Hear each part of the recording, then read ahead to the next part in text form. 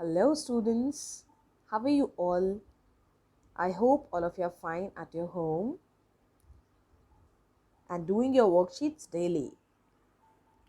So, students, today we have our worksheet number 6, which is based on the same chapter that we are doing in the last worksheets, that is tsunami.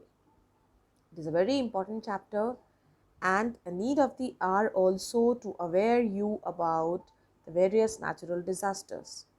When we are struck with a pandemic, ऐसा time जब इतनी बड़ी महाबीमारी फैली हुई है और earthquakes आ रहे हैं, लैंडस्लाइड्स हो रही हैं, ओके, स्टॉर्म्स आ रहे हैं, साइक्लोन्स आ रहे हैं, तो ऐसे टाइम में ये चैप्टर इतना इम्पोर्टेंट इसलिए हो जाता है ताकि आप सब बच्चों को अवेयर किया जा सके ऐसे नेचुरल डिज़ास्टर्स के बारे में, ताकि ऐसा कभी भी हम फेस करें तो हमें पता हो कि हमें क्या क्या प्रिकॉशंस लेने हैं,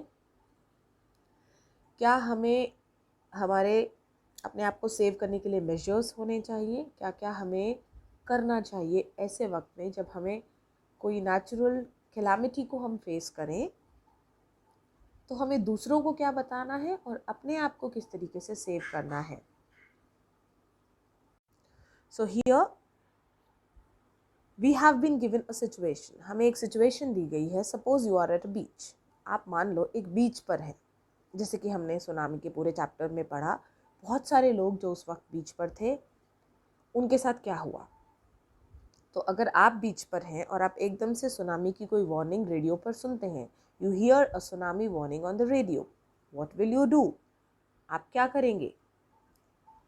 कुछ सिचुएशंस आपको उन्होंने दी हैं. आप खुद सोचिए, समझिए कि when you experience this thing, what will you do and what you won't do. आप जो भी कुछ करेंगे उससे क्या होगा, will help you escape tsunami. आपको सुनामी से बचने में मदद मिलेगी. और जो आप नहीं करेंगे उससे भी आप सुनामी से अपने आप को बचा पाएंगे. ओके, सो ऐसे सेंटेंसेस को हमें राइट करना है, यानी टिक करना है जो हम करेंगे, और जो नहीं करेंगे उसे क्रॉस करना है. So the first sentence is run away from the beach. भाग जाएंगे बीच से. Yes, we will try to save ourselves. Second sentence is stay on the beach to watch the waves. Beach पर रुकेंगे कि चलो लहरें देखकर जाएंगे. No, that will be too late. Number 3 is climb to the roof of a tall building. Yes, हम higher से higher place पे जाने की कोशिश करेंगे ताकि वेव्स हमें अफेक्ट ना कर सके. वॉर्न अदर पीपल, दूसरे लोगों को भी चेतावनी देंगे. Yes, we will do this. Relax after the tremors are over. What are tremors? जो झटके, भूकंप के झटके. हमेशा सुनामी से पहले भूकंप के झटके आते हैं. टेक्टोनिक प्लेट्स हिलती हैं तभी सुनामी आती है. तो भूकंप के झटके आने के बाद क्या हम रिलैक्स करेंगे? No, that is the beginning. Take a boat and go towards the sea. Boat लेके समुद्र में चले जाएंगे. Very dangerous. No, we will not do this. Okay, so students, this is part B of our worksheet. Read the following lines from the lesson. Lesson से हमें ये box में कुछ लाइंस दी गई हैं. उसमें 3 वर्ड्स हाईलाइटेड हैं. Scream, hysterical and frightened. कुछ वर्ड्स ऐसे होते हैं बेटा जिनका मीनिंग हमें नहीं पता होता, लेकिन जब हम सेंटेंस रीड करते हैं तो हम उनका मीनिंग गेस कर सकते हैं. तो यही हमें यहाँ पर यही चीज़ हमें सीखनी है कि how to read some sentences and guess the meaning of the difficult words. हमें एक हिंट भी दिया है. The image describes Tilly's reaction when she saw the warning signs in the sea. एक इमेज हमें दी है. See, look here. ये इमेज टिली की है कि जब टिली ने वार्निंग साइंस देखे सी में, कुछ ऐसा उसने होते हुए देखा समुद्र में जिससे उसे वार्निंग मिली कि हाँ कुछ बुरा होने वाला है या कुछ डेंजरस होने वाला है. तो उसका रिएक्शन क्या था, उसका क्विक रिएक्शन, उसका स्पॉन्टेनियस इमीडिएट रिएक्शन क्या था. वो पिक्चर से देख के हम देख सकते हैं कि टिली बहुत डरी हुई है, वो भाग रही है. एंड आप उसके माउथ को देख के अंदाज़ा लगा सकते हैं that is she is even shouting.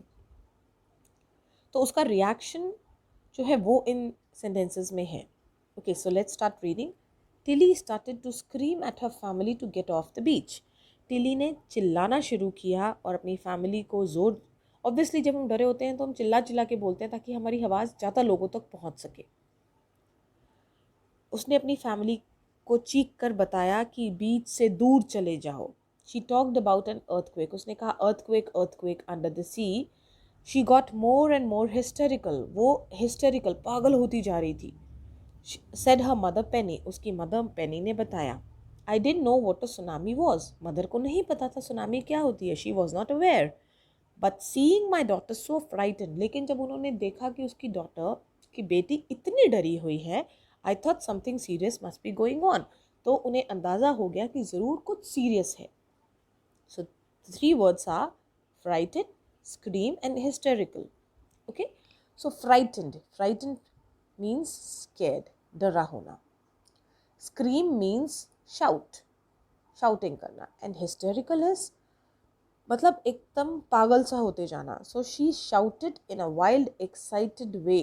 मतलब वो, उसे समझ नहीं आ रहा था, वो वाइल्डली चिल्ला रही थी। एक होता है चिल्लाना, एक होता है बुरे तरीके से चिल्लाना, पागलों की तरह चिल्लाना, हिस्टेरिकल वे में चिल्लाना।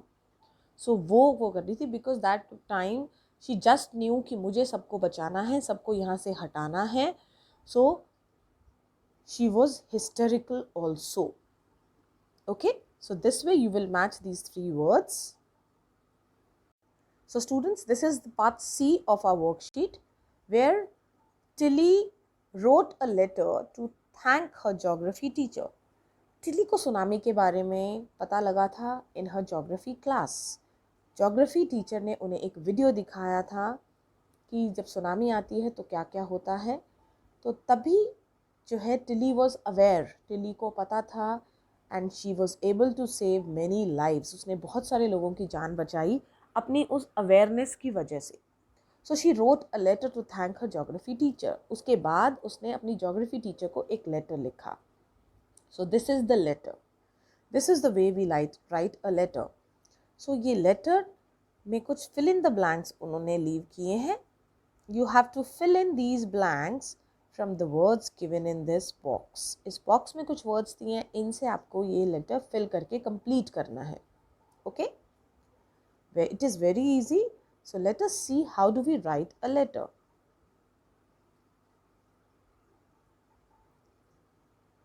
First we have to write our address, then we write the date, and then we write कि हम किसको लेटर लिख रहे हैं। डियर, आप अपनी किसी भी टीचर का नेम लिख सकते हैं। Dear teacher, I am writing this letter to, मैं किस लिए ये लेटर लिख रहा हूँ, to thank you. So thank you will be written here. Your valuable lesson helped me dash many lives. आपके वैल्यूएबल लेसन ने, आपके एक प्रेशियस वो हमारे पास क्लास थी, it was valuable which helped me save many lives. Okay, I have come to dash, कहाँ पर गई थी Tilly, Tilly Thailand, with my family to celebrate Christmas. When the tsunami struck, जब tsunami I, me and my family were at the, कहाँ पर थे वो लोग, beach. I noticed the warning signs in the sea. I started screaming and told everyone to run away. उसने सबको भागने के लिए बोला from the beach. We rushed to the, कहाँ पर जाके उन्होंने अपनी जान बचाई, third floor of the hotel and was saved. I am waiting to meet you and thank you in person. Tilly says कि मैं वेट कर रही हूँ आपको मिलने के लिए एंड आपको थैंक यू करने के लिए पर्सनली मिलके। So students, these will be the answers. Here you can write the name of your teacher. So ये आपके answers होंगे. You have to write the correct spellings from this box. One more important thing, students, today you have been given a very important message at the end of the worksheet, a CAB message, COVID appropriate behavior. कि Covid के time में हमें कैसा behaviour अपनाना चाहिए या हमें कैसे रिएक्ट करना चाहिए या हमें नॉट एग्जैक्टली रिएक्ट, हमें कैसे बिहेवियर अपना रखना चाहिए। तो सबसे इम्पॉर्टेंट चीज़ है to keep maintaining physical distance of 6 feet और 2 यार्ड्स। 6 फीट की या 2 गज़ की दूरी आपको बनाए रखनी है जब आप बाहर जाते हैं। आप तो कम बाहर जा रहे होंगे लेकिन आपके पेरेंट्स ज़रूर जा रहे होंगे। सो आपको उनको भी अवेयर करना है कि हमें फ़िज़िकल डिस्टेंसिंग यानी सोशल डिस्टेंसिंग ज़रूर करनी है। बाहर जाएं, we have to wear a mask and keep a physical distance. बहुत ज़रूरी है दूसरों से दूरी बनाए रखना, maintaining social distance. So very important message, follow and also help others follow. So this way students, you will complete this worksheet as soon as possible. If you don't understand, watch it again. Okay, कुछ समझ नहीं आता, watch it again and complete your worksheet and send it to your teacher. Okay then, thank you so much.